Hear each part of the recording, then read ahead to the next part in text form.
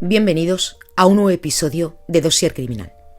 Yo soy May García y, como siempre, es un placer teneros al otro lado.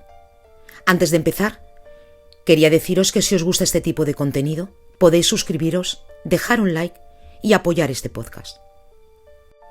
También recordaros que si queréis que tratemos algún tema en concreto o algún caso del que os gustaría que habláramos, podéis dejarlo en comentarios o enviar un mensaje al correo electrónico que os dejo en la descripción. Y dicho todo esto, comenzamos con el caso de hoy. Hoy vamos a analizar un caso que, más allá de los crímenes en sí, resulta inquietante por la manera en la que se desarrolló en el tiempo. No es solo la historia de un asesino en serie, sino la de alguien que fue capaz de convivir con la normalidad aparente durante años, moviéndose entre entornos sociales, creativos e incluso mediáticos sin levantar sospechas.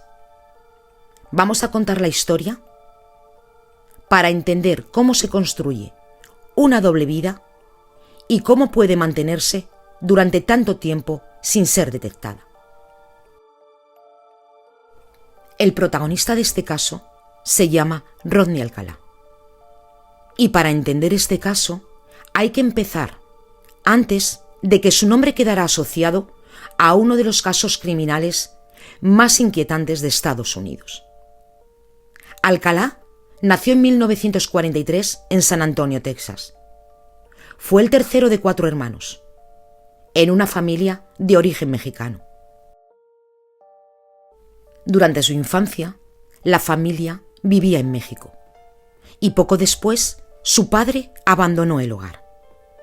A mediados de los años 50, su madre volvió con los hijos a Estados Unidos y se instaló en el área de Los Ángeles. Allí es donde Alcalá pasó su adolescencia. En el entorno escolar, Alcalá no pasó desapercibido. No fue un estudiante marginal. De hecho, destacó por su capacidad intelectual y su interés por el arte. Tenía facilidad para el dibujo y la fotografía, y participó en actividades escolares con normalidad. Incluso llegó a formar parte de grupos estudiantiles y mantuvo una vida social relativamente funcional. En apariencia, era un joven con talento e integrado. Sin embargo, durante su adolescencia, ya comenzó a mostrar episodios de comportamientos problemáticos y dificultades para controlar impulsos. A los 17 años, Alcalá se alistó al ejército de los Estados Unidos y estuvo sirviendo como oficinista durante 4 años. Pero su paso por el ejército no fue estable. Se registraron problemas disciplinarios y conflictos con la autoridad. Durante esta etapa comenzaron a documentarse conductas impulsivas y agresivas, especialmente con mujeres, lo que le supuso sanciones internas. Aquí es donde se comienza a ver la transición entre una vida aparentemente normal y el inicio de una conducta criminal que todavía no había sido detectada. Durante los años siguientes, Alcalá intentó reinsertarse en distintos entornos. Estudió, trabajó y se movió en ambientes relacionados con el arte y la fotografía. Él no era una figura sospechosa, era alguien con habilidades artísticas, con capacidad de comunicación y con una presencia que no levantaba alarmas. Esto es lo que dio lugar a cómo se entendió el inicio de una doble vida. Una vida social y funcional normal y otra completamente oculta, que todavía no había salido a la luz. Todo ocurrió cuando en 1968 Alcalá secuestró a la pequeña Tali Shapiro en plena calle. Había estado merodeando en busca de una víctima, hasta que encontró a la pequeña. La subió a su coche y la llevó a un apartamento que tenía alquilado en Hollywood. Una vez en el interior de la vivienda, Alcalá cogió una tubería de metal y la golpeó brutalmente en la cabeza. Huyó por la puerta trasera y la dejó allí dándola por muerta. Sapiro superó sus graves heridas y fue una de las pocas víctimas que sobrevivió al ataque.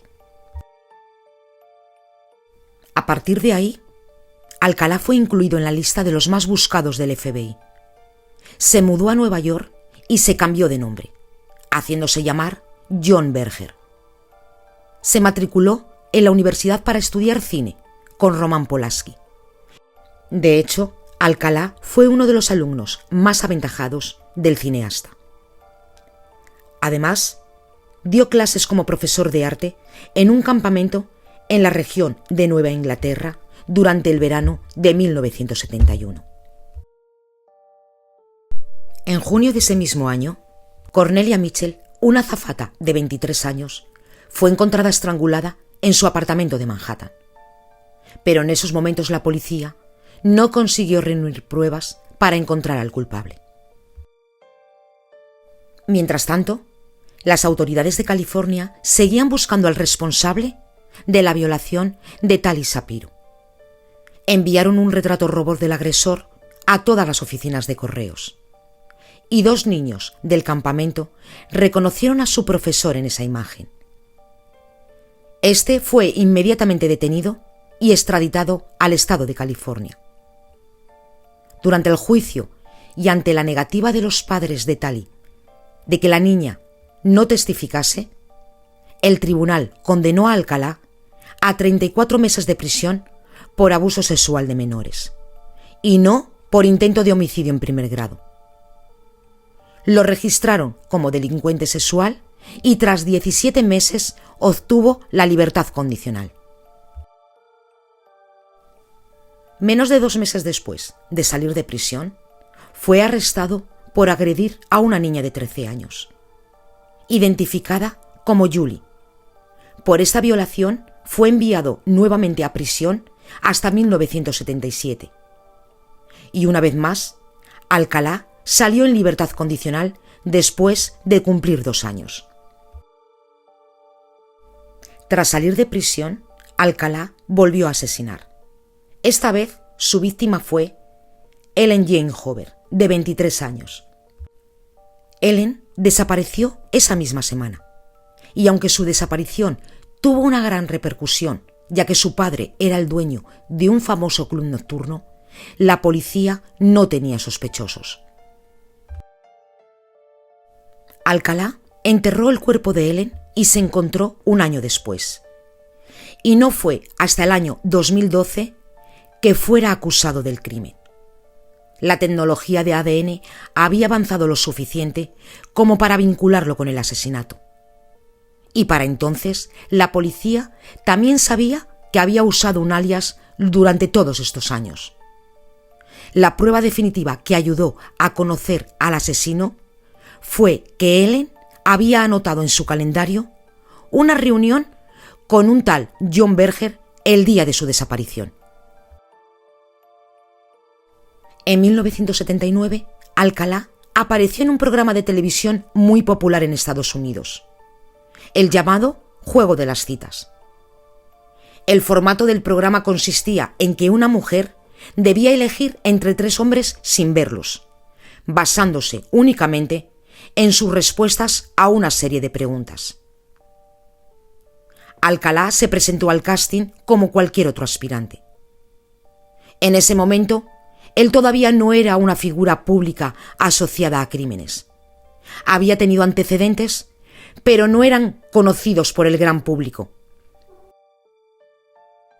Superó el proceso de selección sin dificultad. Su perfil encajaba perfectamente con lo que buscaban en el programa. Tenía una apariencia cuidada, hablaba con soltura y sabía mantener una conversación y además proyectaba una imagen de seguridad. Durante la grabación, Alcalá se sentó junto a los otros concursantes, separados de la participante por una pared. La dinámica comenzó con preguntas ligeras, muchas de ellas con doble sentido, o pensadas para provocar respuestas ingeniosas. Cuando llegó su turno, respondió con un tono que llamó la atención. Sus respuestas tuvieron un matiz más oscuro, a veces ambiguo, incluso incómodo en ocasiones.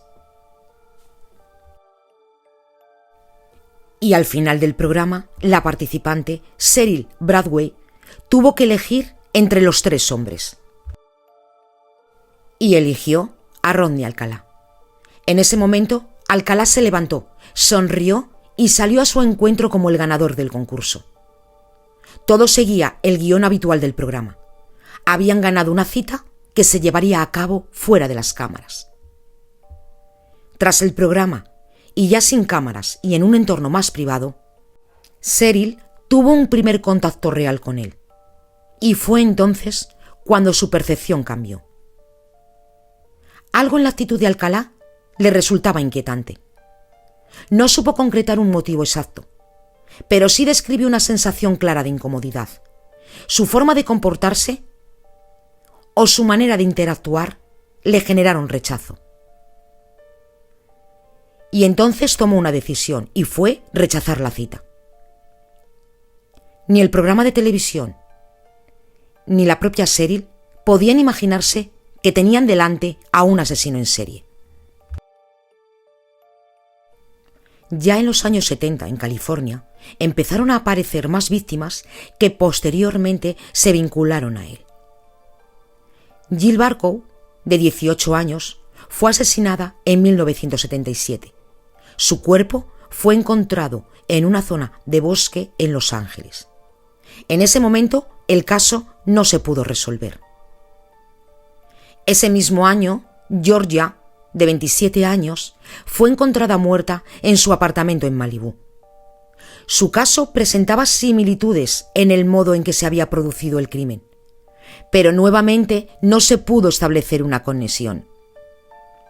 Además, violó a Monique, de 15 años, a la que dio por muerta tras intentar asesinarla, pero afortunadamente sobrevivió. Pero la última víctima que permitió cerrar el círculo fue Robin, de 12 años, desaparecida en 1979 en California. Un extraño se acercó a nosotros en la playa y le pidió a Robin que posara para él. Se fueron juntos y no volvimos a verla, declararon los amigos. Este caso fue el que finalmente llevó a la detención de Alcalá. Había testigos que lo situaban en la zona y por primera vez se pudo establecer una línea directa entre él y la víctima. A partir de esa investigación, las autoridades empezaron a revisar su pasado con más profundidad. En los siguientes años se celebraron 3 juicios para acusar a Alcalá. En 1980 se celebró el primer juicio, por el asesinato de Robin. Alcalá fue declarado culpable y condenado a muerte. Sin embargo, la condena no se mantuvo. Años después, un tribunal de apelación anuló la sentencia al considerar que se habían producido errores durante el proceso. Parecía ser que uno de los testigos había cometido perjurio. Y el caso tuvo que repetirse. En 1986 se celebró un segundo juicio. El resultado volvió a ser el mismo, culpable y condenado a muerte. Pero este juicio tampoco fue definitivo. En el año 2001, una nueva apelación anuló de nuevo la condena, por cuestiones relacionadas con la admisión de pruebas y desarrollo del proceso judicial. El caso, una vez más, quedó abierto. Y por fin tuvo que llegar el año 2010 para que Alcalá se enfrentara a su tercer juicio por el asesinato de Robin. Pero en esta ocasión las autoridades añadieron 4 crímenes más. Gracias a las muestras de ADN encontradas en 4 de las víctimas de Los Ángeles, se demostró que Alcalá era culpable. Semanas antes del juicio, se publicó más de un centenar de fotografías de mujeres que posaron para él. El objetivo, que alguien las reconociese y poder hablar con ellas. Y todas coincidieron en que Alcalá era un monstruo depredador. En el año 2013 pudieron demostrar que Christy Thornton, embarazada de 6 meses y cuyo cuerpo fue hallado en Wyoming en 1982, era una de las modelos que aparecían en las fotos. Sin embargo, Alcalá admitió haber tomado la foto, pero no haber matado a la mujer. Y en el año 2016, las pruebas de ADN confirmaron que el asesinato de Christy Ruth también fue obra de él. En estos 2 últimos casos, se tardaron casi 40 años en identificarlas. Después de ese juicio, otros estados reabrieron investigaciones antiguas. En Nueva York, se le acusó de los asesinatos de Cornelia Mitchell y de Ellen Hoover, ocurridos a finales de los años 60. Por fin, en el año 2013, fue juzgado, y en ese proceso se le declaró culpable, y recibió una condena adicional de cadena perpetua. Alcalá pasó el resto de su vida en prisión. Murió en el año 2021 en un hospital penitenciario de California. Murió mientras seguía en el corredor de la muerte, sin que la sentencia de ejecución llegara a cumplirse. Y hasta aquí el caso de hoy. Una historia que empezó sin conexiones claras y que con el tiempo terminó mostrando un patrón que no era fácil de ver al principio. El resto ya forma parte del proceso judicial y de lo que quedó recogido en los expedientes. Si este episodio os ha gustado, podéis suscribiros al podcast y dejar un like. Gracias por estar al otro lado y nos escuchamos en el próximo episodio.